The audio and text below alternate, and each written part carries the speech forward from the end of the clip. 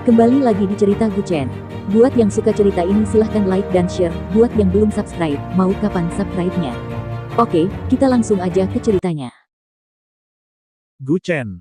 Bab tahun 1931 sampai tahun 1935. Siapapun yang menang, aku akan ikut bersama mereka.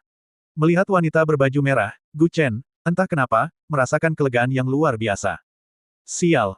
Apa yang kuharapkan telah menjadi kenyataan. Katanya sambil menggosok pelipisnya dengan kesal. Dia baru saja berpikir bahwa untungnya situasinya tidak terlalu buruk, setidaknya, wanita berbaju merah itu belum datang mengetuk pintu. Sialan. Benar saja, kau tidak bisa mengucapkan mantra tentang hantu di malam hari, atau keinginanmu akan menjadi kenyataan.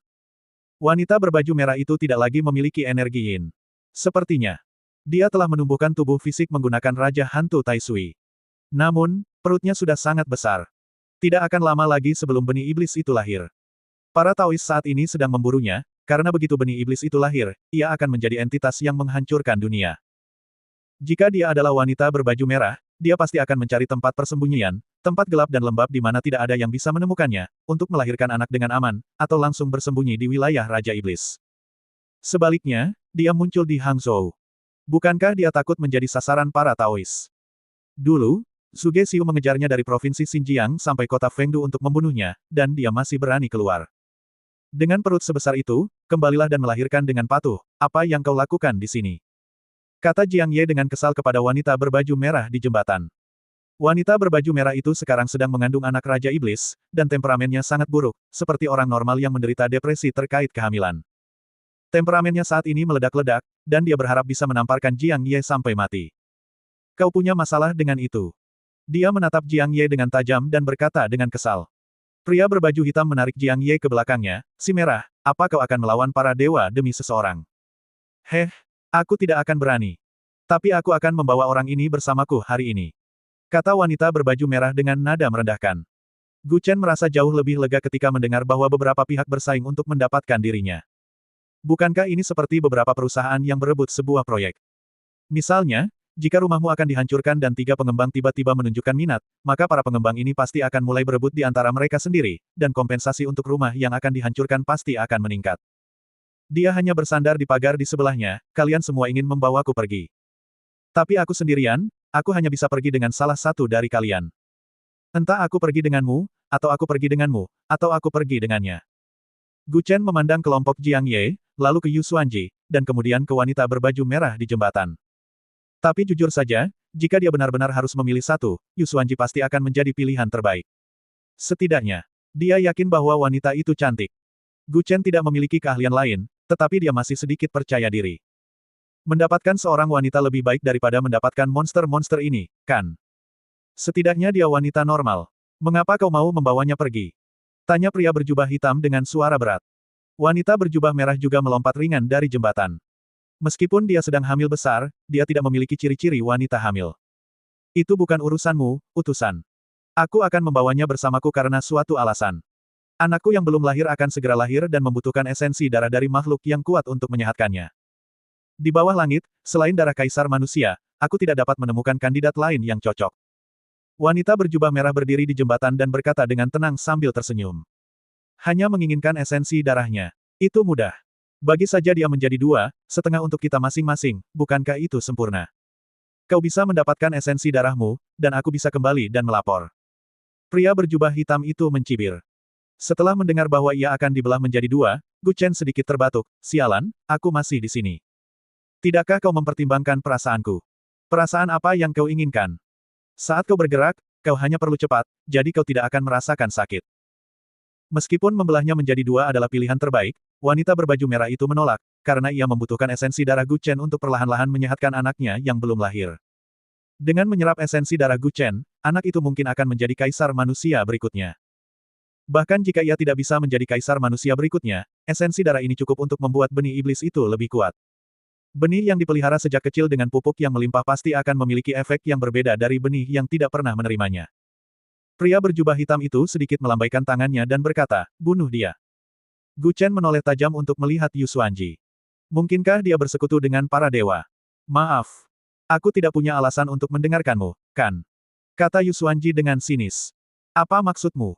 Aku selalu melakukan segala sesuatu dengan caraku sendiri. Entah itu para dewa atau iblis, pernahkah aku mengatakan aku menuruti siapapun? Misiku sudah selesai. Aku hanya mengatakan akan meninggalkannya di jembatan untukmu. Sedangkan sisanya, itu urusanmu sendiri. Aku juga terluka. Aku tidak punya kekuatan untuk melanjutkan permainan ini. Yu Xuanji menunjuk ke dadanya, di mana memang terlihat luka besar. Gu Chen tercengang. Pikirannya berpacu, mencoba mengingat apakah dia pernah melukainya sebelumnya. Sepertinya tidak. Terlebih lagi, pertarungan itu relatif harmonis. Meskipun kedua belah pihak mengerahkan seluruh kekuatan mereka, intensitas pukulan mereka tetap terkendali. Wanita berbaju merah itu melambaikan tangannya, dan energi yin di sekitarnya menghilang, tetapi aura haus darah yang sangat kuat tetap ada, bahkan bisa disebut aura haus darah iblis. Ini sedikit mengejutkan Gu Chen. Wanita berbaju merah itu telah berubah dari roh pendendam menjadi manusia, dan kemudian dari manusia ke jalur iblis, tampaknya hanya dalam waktu 2 bulan. Kecepatannya luar biasa cepat. Dulu, sosok berjubah merah itu, hantu berusia 1000 tahun, mampu melawan Gu Chen di kota Fengdu. Sulit membayangkan betapa kuatnya dia sekarang. Berani berduel langsung dengan para dewa, dia pasti memiliki kepercayaan diri yang tinggi. Dan melihat dari sisi para dewa, pria berjubah hitam itu tampak lebih mengancam, jauh lebih menakutkan daripada Ji Xixuan dulu. Bang! Pria berjubah hitam itu melambaikan tangannya, dan kelelawar yang tak terhitung jumlahnya berkumpul diam-diam di langit malam. Bahkan di bawah cahaya bulan yang dingin, Gu Chen dapat melihat mata pria itu, tampak merah darah. Ketika Gu Chen melepaskan kekuatan penuhnya, matanya bersinar dengan cahaya ungu kemasan. Mata Lan Wancheng berwarna biru pucat, mata Zuo Sandu berwarna hitam, dan mata Ji Xixuan saat ini belum diketahui. Cahaya merah darah ini memancarkan aura kegilaan. Mungkinkah kekuatannya bahkan lebih besar dari Ji Xixuan? Tentu saja, cahaya yang terpancar dari matanya saja tidak cukup untuk menentukan kekuatannya. Namun kedua pihak ini berada di ambang pertempuran, membuat Gu Chen terdiam.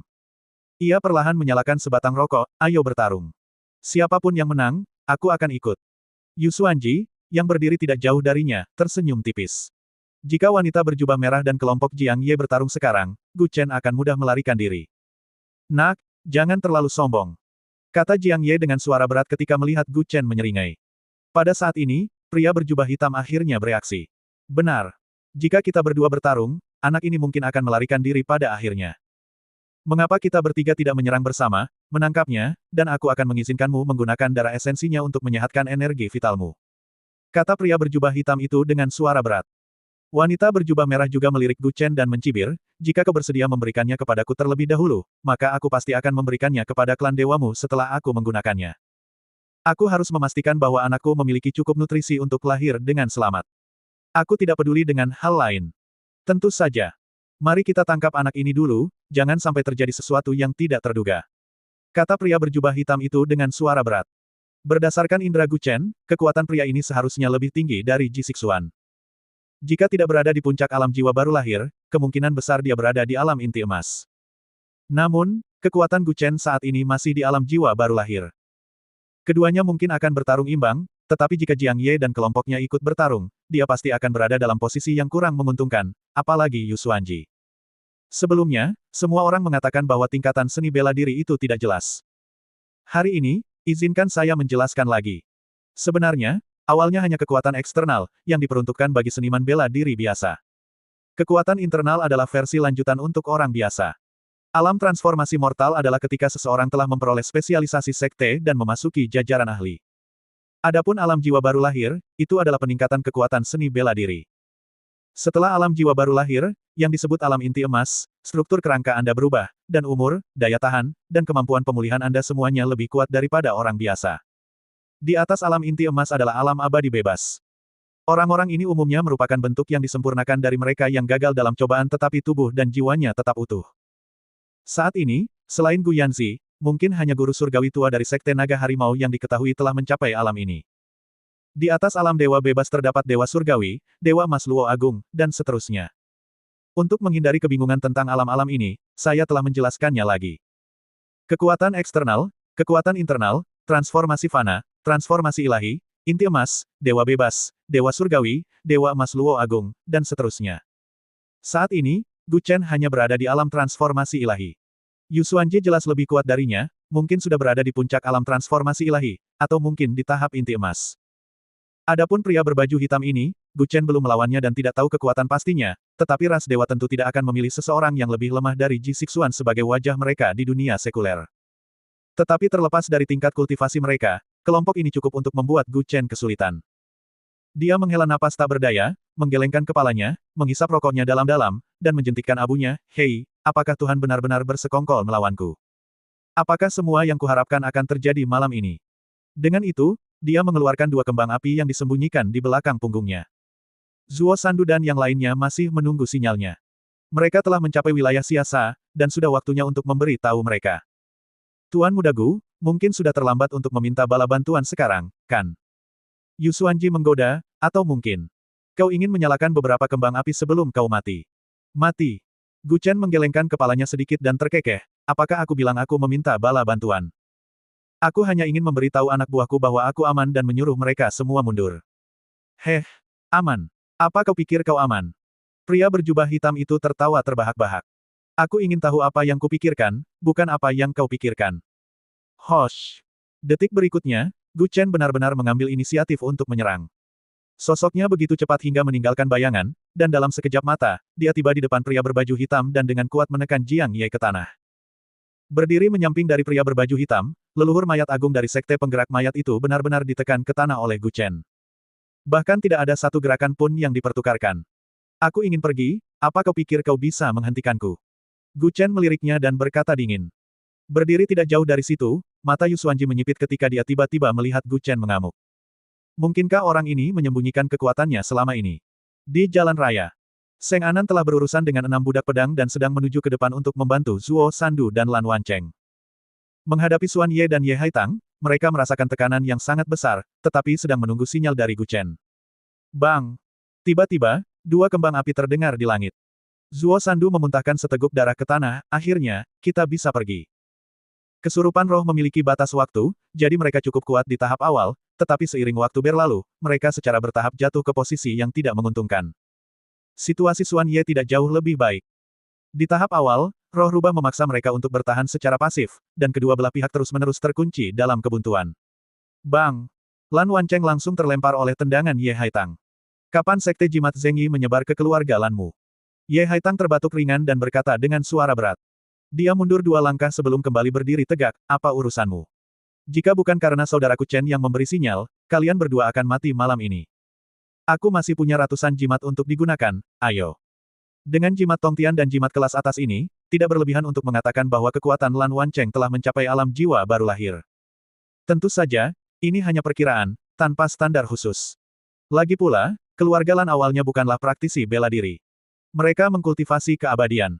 Oleh karena itu, kekuatan mereka secara keseluruhan tidak bisa dinilai hanya dari kemampuan bela diri mereka. Beberapa orang mungkin memiliki keterampilan bela diri yang buruk, tetapi dengan sihir Taois dan senjata spiritual, mereka bisa menyaingi seorang Master Super. Hanya berdiri di sana, kalian tidak akan bisa mengalahkan mereka. Seng Anan menepuk bahu keduanya dari belakang, "Baiklah, terlalu bertele-tele hanya membuang waktu. Jika kalian tidak bisa menang, mundurlah saja." Ketiganya mengecek waktu. Sudah hampir pukul 2 pagi. Orang-orang ini tidak lelah, tetapi Zuo Sandu dan yang lainnya lelah. "Baiklah, ayo pergi." Lan Wancheng melambaikan tangannya dengan lelah, jika kita terus bertarung, punggungku akan sakit." Melihat ketiganya bersiap untuk pergi, Xuan Ye segera menghalangi jalan mereka lagi. "Heh, apakah kalian pikir 3 orang bisa pergi semudah itu?" Suara gemerisik. Langkah kaki terdengar dari tidak jauh. Ji Xixuan, sambil menyeret pedangnya, perlahan mengikuti kelompok itu lagi, "Berhenti bicara omong kosong, bertarunglah saja." Dia sekarang haus darah, setelah berjuang sampai ke sini dari sana, dan kekuatan tempurnya berada di puncaknya. Mereka berempat baru saja bertarung sengit, dan meskipun Ye Haitang dan Xuan Ye adalah ahli senior, keempat junior ini tidak mudah dihadapi. "Baiklah. Baiklah." Ye Haitang melambaikan tangannya sedikit, "Biarkan mereka pergi." Sebenarnya, jika mereka benar-benar mengerahkan seluruh kekuatan, keempat orang ini melawan mereka berdua mungkin tidak akan mendapatkan banyak keuntungan. Mereka hanya akan membuang waktu. "Apa yang kau katakan?" Tanya Xuan Ye dengan terkejut, "Biarkan mereka pergi. Apa kau tahu apa yang kau katakan? Bagaimana kita akan kembali dan menjelaskan ini?" Ye Haitang berkata dengan tenang, "Apa kau tahu apa misi kita? Bukankah hanya untuk menghentikan anak itu? Dan dia lolos, kita telah membuang begitu banyak waktu di sini." Xuan Ye memutar matanya dan berkata dengan kesal. "Para petinggi mengirim mereka berdua ke sini untuk menangkap Gu Chen, tetapi dia lolos. Tidak hanya itu, tetapi Lan Wancheng dan Zuo Sandu telah menahan mereka begitu lama, dan sekarang Ji Sixuan dan Seng Anan juga ada di sini. 4 lawan 2 seimbang, dan pihak Xuan Ye dan Ye Haitang bahkan sedikit lebih lemah. Ya, tugas awal kita adalah aku menghentikan anak itu, tapi dia berhasil lolos. Kembang api itu adalah sinyal bahwa dia telah meninggalkan pengepungan. Kata Ye Haitang dengan suara berat, tangannya di belakang punggung. Jika kamu ingin melanjutkan, silakan. Lagi pula, aku tidak tertarik. Dengan itu, dia berbalik untuk pergi. Xuan Ye ditinggalkan sendirian, melihat sekeliling dengan canggung. Kau hadapi kami berempat, atau kami berempat hadapi kau. Zuo Sandu mengacungkan jari tengah dan mencibir. Xuan Ye sangat marah sehingga akhirnya menyerah. Dia tidak punya pilihan. Keempat orang ini adalah lawan yang tangguh. Tanpa kerjasama Ye Haitang, dia pasti tidak bisa mengalahkan mereka sendirian. Baiklah. Aku akan membiarkan kalian lolos kali ini. Anggap dirimu beruntung. Xuan Ye melirik mereka dan berkata dingin. Lan Wancheng menyeringai dan tertawa kecil, jangan biarkan kuda itu lepas kendali. Kau bukan anak kandang, kan? Anak nakal, sebagai orang yang lebih tua darimu, aku terlalu malas untuk berdebat denganmu. Dia berkata dengan kasar dan berbalik untuk pergi ke hutan terdekat. Mau kabur. Lan Wancheng berpikir untuk memanfaatkan keunggulannya, tetapi Ji Sixuan menghentikannya. Begitu saja, Xuan Ye menyelinap pergi tepat di depan mata mereka. Dentang. Ji Sixuan, yang menopang dirinya dengan pedangnya, berlutut dengan satu lutut. Kau baik-baik saja. Lan Wancheng dengan cepat membantunya berdiri dan bertanya dengan lembut. Hanya dengan membantu Ji Sixuan berdiri, tangannya berlumuran darah. Luka parah. Lepaskan, biar kulihat. Zuo Sandu melangkah maju dan menepuk bahunya dengan tangan kirinya, kehidupan tangan kiri. Sinar cahaya putih menembus tubuhnya, dan lukanya perlahan mulai sembuh. Tetapi setelah hanya beberapa detik, Zuo Sandu ambruk dan berjongkok di tanah. Ayo pergi. Aku kelelahan. Kekuatanku tidak akan pulih sampai setelah tengah malam. Jika mereka kembali saat itu, kita tamat. Zuo Sandu berkata dengan lembut, tangannya menopang lututnya. Ayo pergi. Keempatnya perlahan terhuyung pergi. Ji Sixuan sebenarnya terluka cukup parah, tetapi Zuo Sandu menggunakan sisa kekuatannya untuk menstabilkan kondisinya. Sekarang, keempatnya kelelahan dan menunggu sinyal Gu Chen untuk mundur. Tetapi setelah menunggu begitu lama, mereka masih belum menerimanya. Ketika mereka melihat kembang api, mereka sangat gembira. Di jembatan, Gu Chen bertarung melawan pria berjubah hitam selama lebih dari 10 ronde. Meskipun dia telah mempelajari banyak seni bela diri yang berbeda, dia dapat beralih di antara mereka dengan cepat. 1 detik dia mungkin menggunakan teknik pedang 7 bintang, dan detik berikutnya dia mungkin menggunakan teknik pedang yang diajarkan oleh Nenek Hua. Dilihat dari pertarungan itu, pria berjubah hitam jelas lebih kuat dari Ji Sixuan. Setelah lebih dari 10 ronde, Gu Chen jelas berada dalam posisi yang tidak menguntungkan. Tiba-tiba, Yu Xuanji mendemonstrasikan ilmu pedangnya, menampilkan bagian kedua dari teknik ulat sutra surgawi. Gu Chen dengan cepat membalikkan pegangannya, pedang melewati tangan kanannya dan mendarat di tangan kirinya. Sebuah tebasan horizontal menciptakan jarak, dan kemudian dia melepaskan seluruh teknik pedang ulat sutra surgawi. Sebelumnya, ia mampu mengalahkan banyak lawan hanya dengan separuh pertama, tetapi separuh kedua ini, yang baru-baru ini dipelajari dari Yu Xuanji, dikombinasikan dengan separuh pertama, membuatnya hampir tak terhentikan. Meskipun pria berjubah hitam itu sedikit lebih terampil daripada Gu Chen, ia menggunakan teknik pedang ini dengan penguasaan yang tak tertandingi. Tebasan horizontal. Energi pedang itu membuat pria berjubah hitam itu terhuyung mundur 2 langkah. Wus! Kembang api lain muncul di udara, menunjukkan bahwa Zuo Sandu dan yang lainnya telah mundur ke tempat aman. Gu Chen sekarang dapat melepaskan kekuatan penuhnya dan menemukan kesempatan untuk melarikan diri. Untuk apa kalian semua berdiri di sana? Serang! Teriak pria berjubah hitam itu, dan banyak sekali zombie menerkam Gu Chen seperti orang gila. Keempat leluhur mayat mengikuti dari dekat. Dalam sekejap, segerombolan orang mengepung Gu Chen. Meskipun zombie-zombie ini seperti memotong kubis baginya, ia benar-benar kewalahan oleh jumlah mereka yang sangat banyak. Dengan begitu banyak zombie yang menyerang sekaligus, bahkan memotong kubis pun membutuhkan usaha. Yu Xuanji melihat bahwa ras dewa telah menjadi gila, dan wanita berbaju merah itu juga bersemangat untuk bertindak, karena dia berencana untuk menangkap Gu Chen hidup-hidup, memenjarakannya, dan mengambil darahnya setiap hari untuk memberi makan anaknya. Jika dia mati, darah esensi kaisar manusia akan menjadi tidak efektif. Aku menginginkannya hidup-hidup. Tangkap dia hidup-hidup. Wanita berbaju merah itu meraung marah. Dia melompat ke depan, menyerbu ke arah Gu Chen. Gu Chen, berdiri di dekat pagar, memegang pedangnya secara horizontal di depan dadanya, menggoreskan luka kecil di bilahnya. Darah mengalir ke bilah pedang. Gu Chen melirik Yu Xuanji, yang berdiri sendirian di luar kerumunan, dan mencibir, bukankah kau menertawakan kungfu kacauku? Akan kutunjukkan teknik yang kukembangkan sendiri. Raungan ke langit. Dia melompat lagi, melemparkan pedang ke atas. Dia dan pedangnya terbang ke udara, tepat menghalangi bulan purnama di langit. Bayangan pedang yang tak terhitung jumlahnya saling bersilangan, ribuan energi pedang berkumpul di satu titik. Turun dari langit. Bang! Energi pedang ungu keemasan menghantam bagian tengah jembatan. Seketika, bahkan tiang-tiang jembatan runtuh, dan jembatan patah menjadi dua. Semua orang di jembatan meluncur ke tengah. Namun, mereka cukup terampil untuk melompat ke sisi jembatan tepat saat jembatan mulai bergoyang dan patah.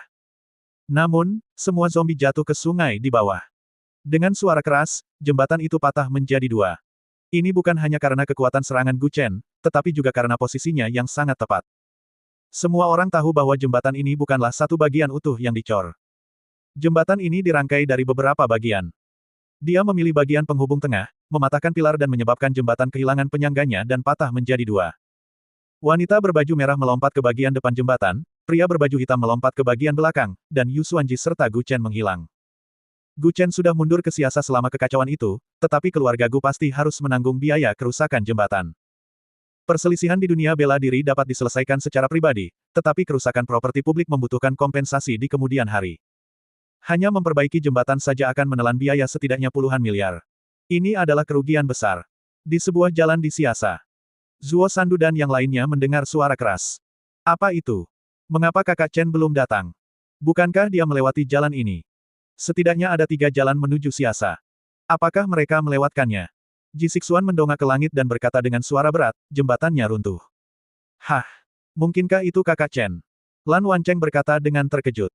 Jembatan beton bertulang ini, dibutuhkan kekuatan yang luar biasa untuk meruntuhkannya. Siapa? Seng Anan tiba-tiba berbalik dengan tiba-tiba, melompat ke tiang lampu jalan dan mengubah arahnya untuk menerangi area di depannya. Saat sosok itu perlahan muncul, semua orang berseru, Saudara Chen. Gu Chen berjalan perlahan, sebatang rokok setengah terbakar terselip di antara jari-jarinya. Fakta bahwa dia bisa dengan santai merokok dalam keadaan seperti ini berarti bahwa setiap orang yang dia temui masih berada di bawah kendalinya. Apakah kau baik-baik saja? Tanya Ji Sixuan sambil mendekat. Keduanya saling bertepuk tangan, dan Gu Chen mengangkat bahu, apa yang mungkin salah denganku? Tapi ada sesuatu yang perlu kukatakan padamu. Sepertinya klan dewa telah menemukan kaisar baru yang lebih kuat darimu. Hati-hati nanti. Aku khawatir mereka mungkin mencoba mencuri pedang itu. Pedang kaisar adalah simbol. Karena dia bekerja untuk klan dewa, dia tentu saja membutuhkan benda simbolis. Karena pedang kaisar telah berada di tangan Ji Sixuan, pria berbaju hitam itu mungkin akan mencarinya. Jadi, kemana kita pergi sekarang? Tanya Zuo Sandu, tampak bingung. Gu Chen melirik ponselnya. Saat itu sudah pukul 2 pagi. Tunggu sebentar. Seseorang akan segera datang menjemput kita. Baik. Semua orang menunggu sebentar. Benar saja, beberapa lampu muncul di jalan tidak jauh di depan.